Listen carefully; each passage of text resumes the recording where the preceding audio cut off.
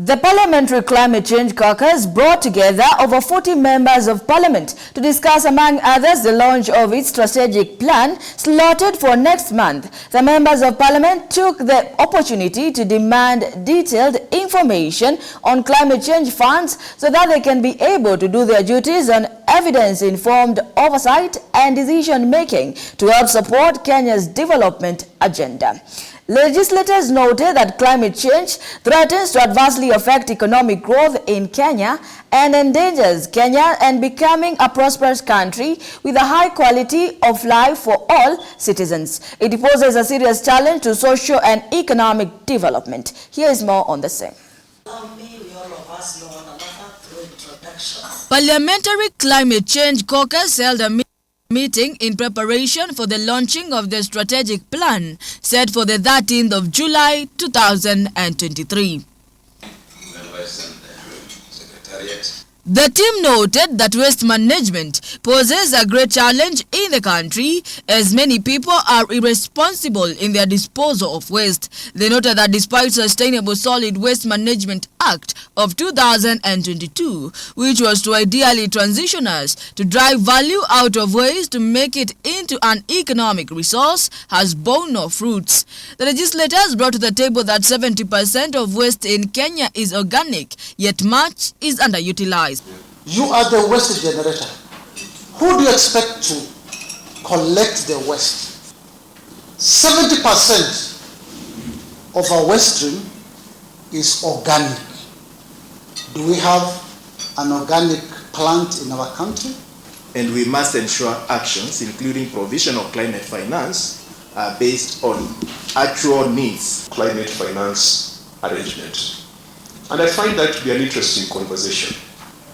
We took many years as African nations to convince the world to come up with a loss and damage fund. In addition, the parliamentarians reiterated that for long members of parliament have been ignored in decision-making during conventions on climate change held annually, with the recent one being COP27. In the coming COP28 summit, they have demanded to be involved in decision-making. Let's also ask ourselves, going to COP28 in Dubai, are we going to go the same way we've always gone? A few of us who've gone for COP know that many a times you go to a conference of parties as a member of parliament, you are idle. You are just hanging around. You're just moving from pavilion to pavilion, looking for some action. We shouldn't go to COP to have a good social time. We must go to COP to have a significant and a substantive presence.